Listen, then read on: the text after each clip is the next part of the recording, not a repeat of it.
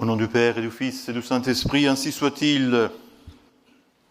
Mes seigneurs, chers confrères, chères sœurs, et bien chers fidèles,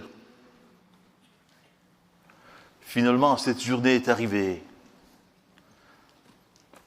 Quelle joie de vous voir si nombreux, venus des quatre coins du monde. Je tiens tout d'abord à remercier la générosité de tous ceux qui ont préparé cette journée, tous ceux qui l'ont préparée matériellement, avec dévouement, tous les confrères qui ont préparé le cœur, les esprits, les intelligences pour cette journée,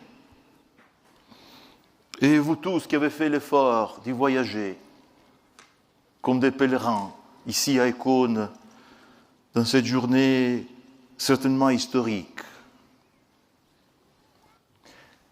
Quelle est la signification de cette journée, justement?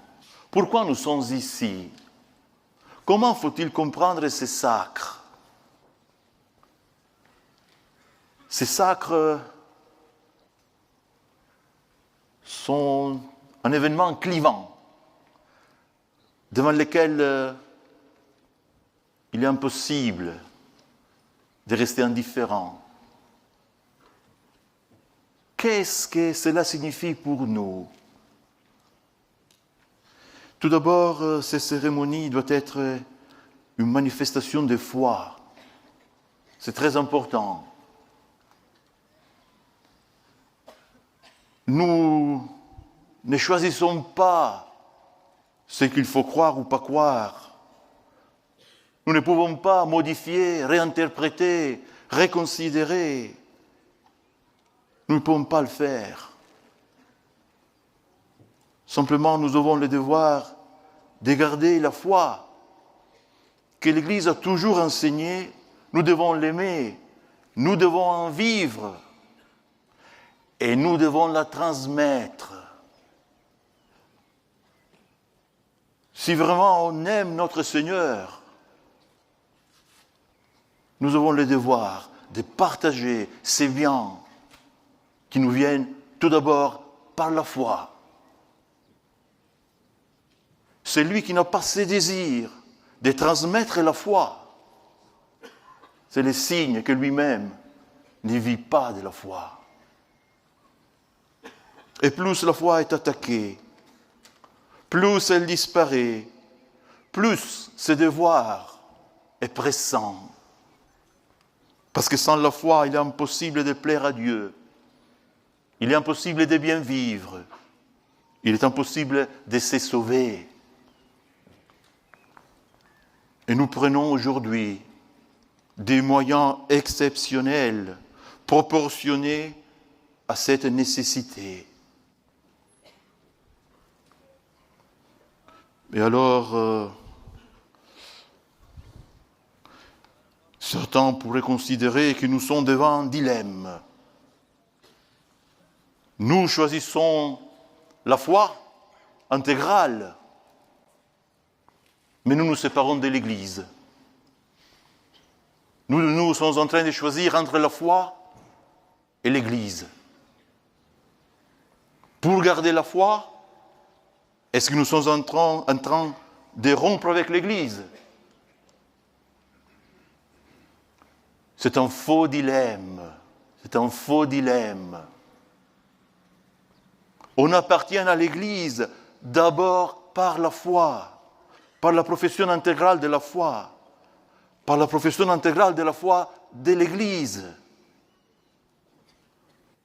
De même qu'on appartient à une nation, parce qu'on parle la même langue, on partage la même identité, la même culture. De même qu'on appartient à une famille, parce qu'on porte le même nom. On vit dans la même maison. De même, on appartient à l'Église, parce qu'on professe la même foi. C'est donc un faux dilemme dans lequel nous ne pouvons pas rentrer, Parce que nous ne pouvons pas choisir entre la foi et l'Église. Personne ne peut choisir. Nous voulons la foi de l'Église pour rester dans l'Église. Et nous voulons l'Église par la foi, dans la foi. C'est très important de comprendre cela. Même si en face de nous, ils ne veulent pas les comprendre. Et tout ça, ce n'est pas une opinion, ce n'est pas une sensibilité, une option, c'est une nécessité. On nous accuse de ne pas aimer le pape. On nous accuse de ne pas les respecter.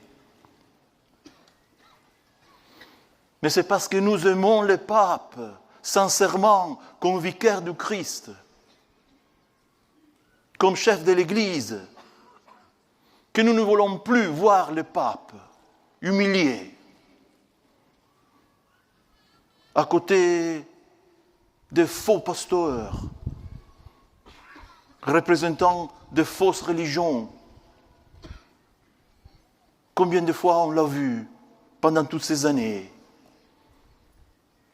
C'est parce que nous aimons les vicaires du Christ que nous ne voulons plus cette humiliation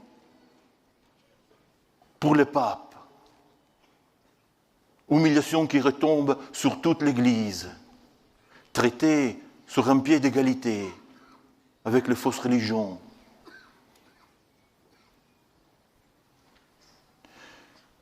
Mais alors, nous l'avons expliqué plusieurs fois tout cela.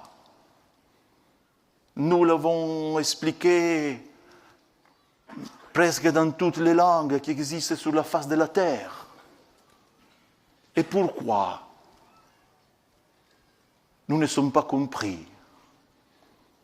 Pourquoi? Au fond, nous parlons de langages différents.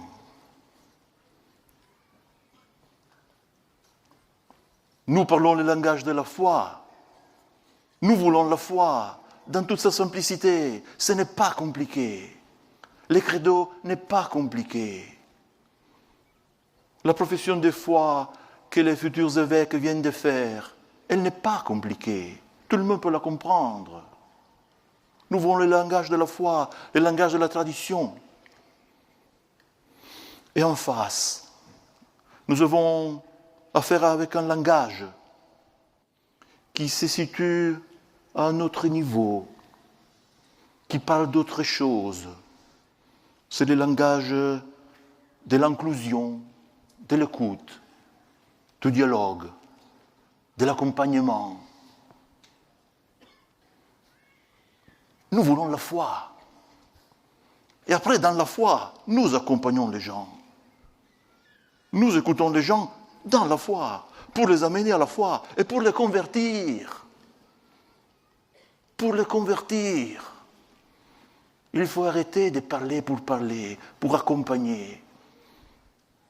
Ça suffit. C'est pas de ça que les âmes ont besoin.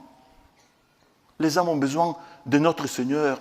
Et notre Seigneur, on les connaît. On y arrive par la foi. Et par la foi catholique intégrale. Et il n'y en a qu'une. Il n'y en a qu'une. Voilà pourquoi il y a cette difficulté à s'entendre. On parle malheureusement de langages différents et de langages qui, avec le temps, devient de plus en plus malheureusement loin l'un de l'autre.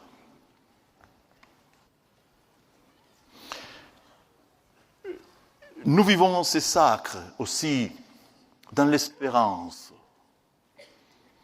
Nous ne les vivons pas dans la polémique, ni dans la tension, ni dans l'amertume, ni dans les ressentiments. Nous vivons ces sacres dans la joie et dans l'espérance. Pourquoi? En 88, ceux qui condamnaient la fraternité prévoyaient sa dissolution. La Providence avait un autre projet. Pourquoi la Providence avait un autre projet? Et votre présence ici, aujourd'hui, le manifeste. Dieu ne nous a pas abandonnés. Et Dieu ne va pas nous abandonner. Toutes ces années l'ont montré. Et ces sacres le montrent encore. Mais pourquoi Dieu ne peut pas nous abandonner? La réponse est très simple. C'est que Dieu n'a qu'une idée, n'a qu'un désir, n'a qu'une volonté. C'est de sauver les âmes. S'il y a quelqu'un qui applique à la lettre les principes, que la loi suprême est le salut des âmes, c'est Dieu lui-même. C'est sa loi. Et il l'applique à la lettre, toujours. C'est pour cela que contre toute imagination ou prévision humaine, pour sauver les âmes, il a envoyé son Fils. Il a demandé à son Fils de s'incarner et de mourir sur la croix. Pourquoi? Parce que la loi suprême, la loi de Dieu, est le salut des âmes. Et c'est pour cela que Dieu ne nous a pas abandonnés et ne va pas nous abandonner. Il nous fournira toujours des moyens proportionnés à nos besoins. Si l'œuvre de la rédemption peut connaître des obstacles de la part des hommes, jamais elle ne connaîtra des obstacles de la part de Dieu. Mais plus l'on souffre, plus l'on lutte, plus on essaye de lui être fidèle, plus il est avec nous. Et il nous le manifeste. Nous chancelons parfois, nous pouvons avoir des doutes, nous pouvons connaître les découragements, mais les promesses de notre Seigneur sont toutes infaillibles. Il les garde toujours. Et aujourd'hui, il nous en donne une preuve. Si nous continuons à chercher la volonté de Dieu, le bien des âmes, coûte qui coûte, rien jamais ne nous manquera. Mais surtout, ces sacres doivent être compris, vécus, dans un esprit de charité. Charité envers les âmes et charité surtout envers l'Église. Plus les âmes sont déboussolées, désorientées, et plus nous devons les chercher, nous devons les soutenir. Plus l'Église elle est bafouée, plus l'éclat de sa divinité est obscurci, plus nous devons l'aimer, nous devons la servir. Et nous devons être prêts à payer n'importe quel prix pour servir l'Église. Et le plus grand des sacrifices que Dieu puisse nous demander est celui d'être traités comme des rebelles. Alors que nous voulons servir et aimer l'Église comme une mère.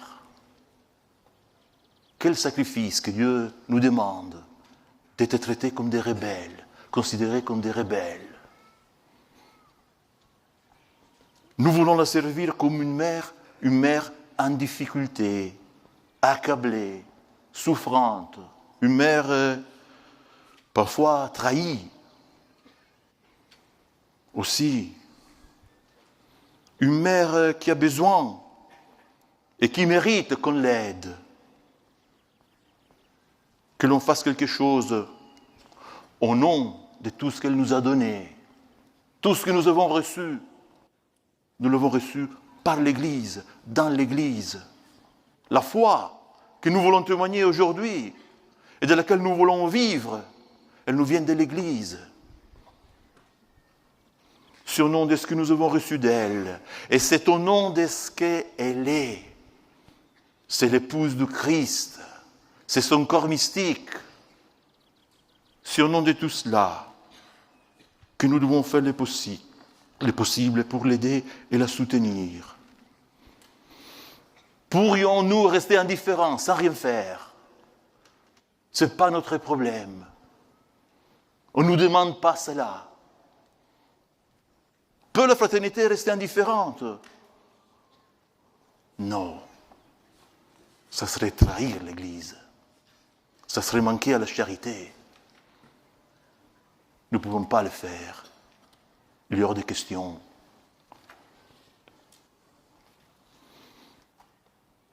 Et la fête d'aujourd'hui, la fête du très précieux sang, providentiellement exprime et résume parfaitement la signification de ce sacre.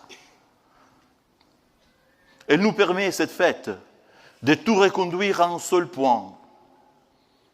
Les sangs de notre Seigneur, les très précieux sangs de notre Seigneur.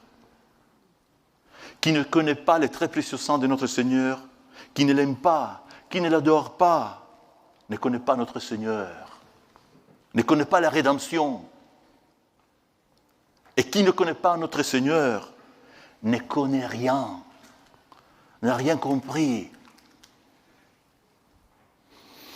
Les précieux sangs est le remède unique, le seul, le premier et le dernier à tous les maux qui affligent l'humanité. Pourquoi?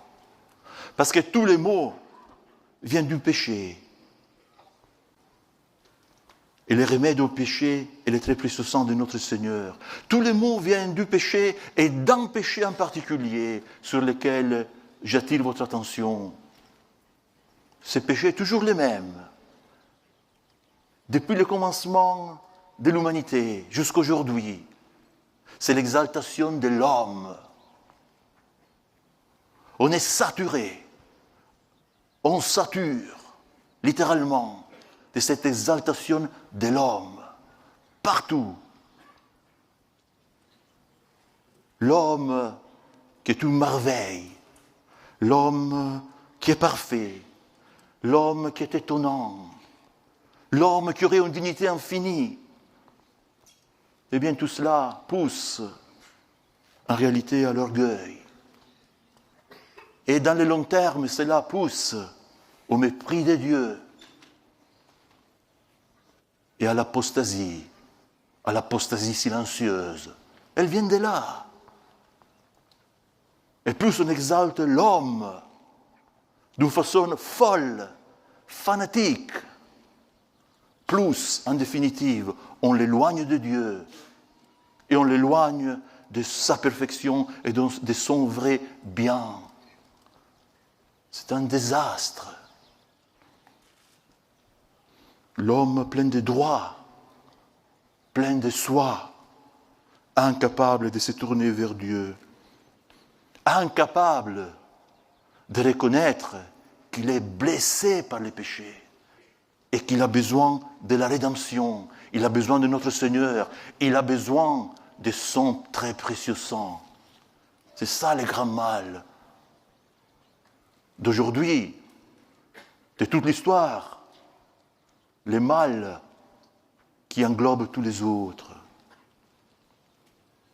Et cette peste, c'est un fléau, c'est une idée obsessionnelle qui pénètre, il faut le reconnaître, qui pénètre en profondeur, même dans l'Église. Et cette peste, elle rend aveugle, elle paralyse les âmes. C'est pas cela qui ramène les âmes à Dieu. Eh bien, nous voulons faire quelque chose. Par ces sacres, nous voulons continuer à prêcher les précieux sangs de notre Seigneur. Et nous voulons continuer, d'une certaine manière, à les répandre sur les âmes.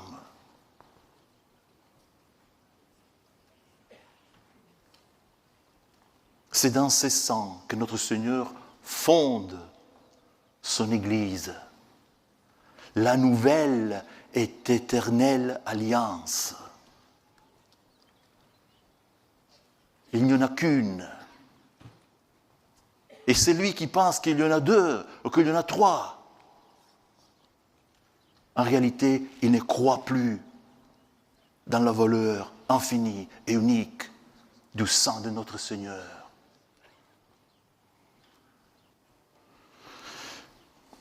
Et en parlant de la valeur du très précieux sang de notre Seigneur, nous ne pouvons pas oublier d'où vient-il. Il a été formé, produit, fourni dans les sangs très purs de Notre-Dame. C'est Notre-Dame qui fournit au Verbe intégralement son humanité. C'est dans son sang très pur, immaculé, qui se forme au moment de l'incarnation les sangs de notre Seigneur. Et c'est elle qui l'offre avec notre Seigneur pour notre rachat. C'est elle qui l'offre. C'est elle, la première, qui le voit sortir des plaies de notre Seigneur. Elle le voit couler sous le bois de la croix. Et c'est elle qui le recueille au pied de la croix.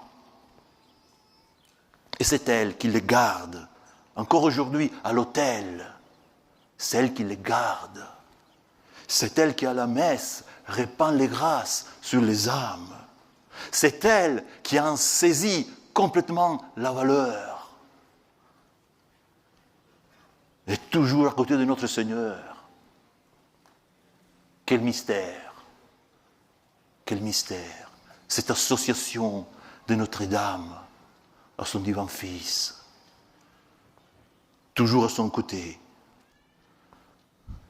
Voyez comme toute notre foi, notre religion, notre amour tourne autour du sang de notre Seigneur, car tout tourne autour de la croix.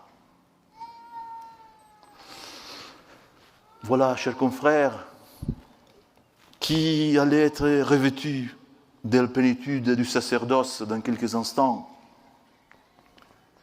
de la plénitude du sacerdoce de notre Seigneur. Voilà en quelques mots ce qu'il va falloir défendre, ce qu'il va falloir prêcher. Quel honneur et quelle responsabilité. Prêcher la rédemption par la parole et la répandre par les sacrements. Prêcher la sagesse de la croix, scandale pour les Juifs et folie pour les païens. Folie, surtout aujourd'hui, pour un monde apostat, qui ne peut pas comprendre, qui ne veut pas comprendre. C'est la sagesse de la croix, c'est le seul antidote à cet humanisme qui mène à l'indifférence et à l'apostasie, à cet humanisme que vous devez avoir toujours dans le collimateur. Et quel conseil peut-on vous donner?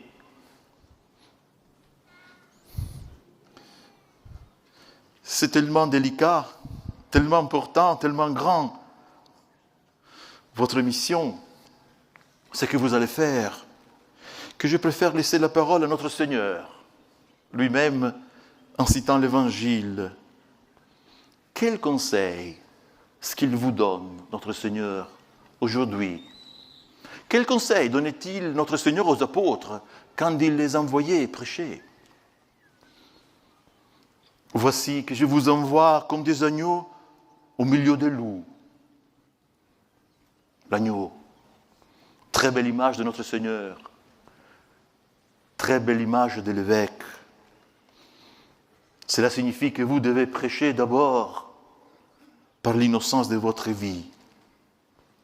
C'est l'innocence, la pureté de votre vie, de vos mœurs, qui va donner autorité morale à tout ce que vous allez prêcher.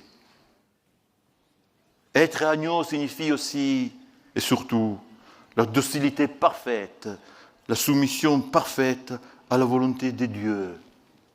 De même que notre Seigneur est constamment soumis à la volonté de son Père, de même vous.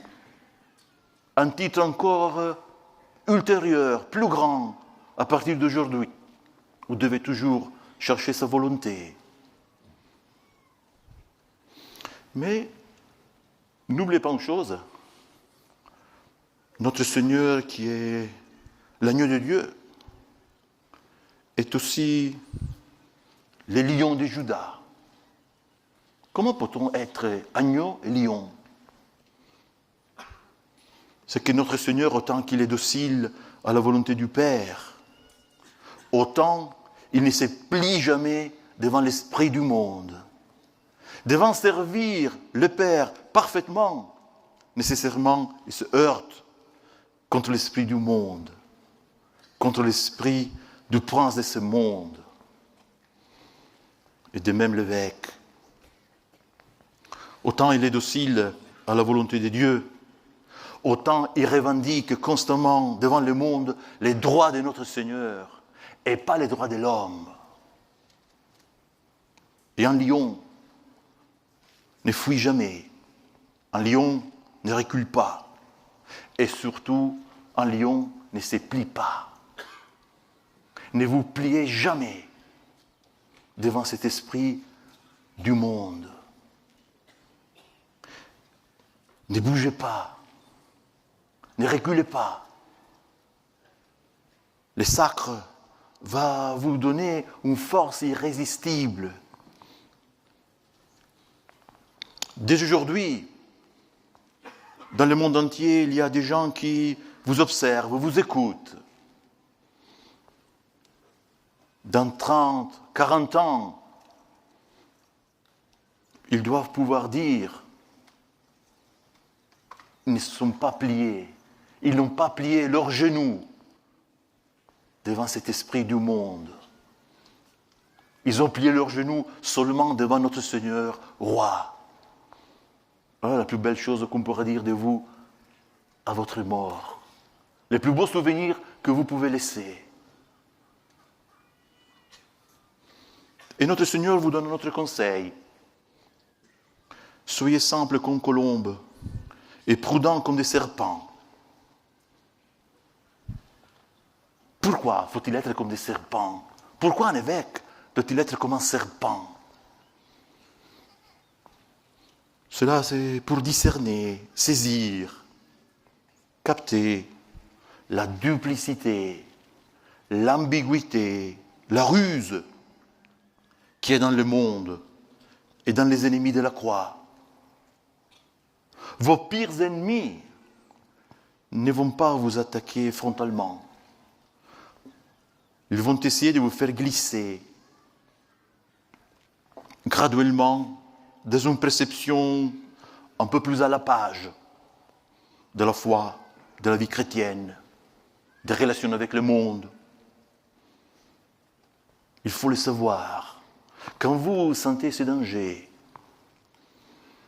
prenez du recul, priez, observez, prenez conseil, évaluez, restez immobile avant de réagir comme un serpent.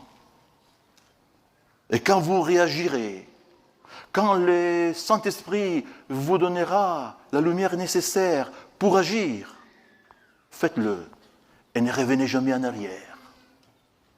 Voilà qu'est-ce que signifie être comme un serpent.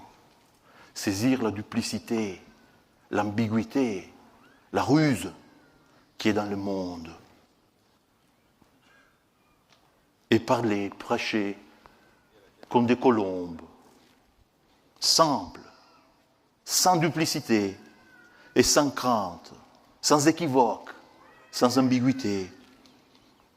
La duplicité que vous devez discerner chez les autres ne doit jamais être la vôtre.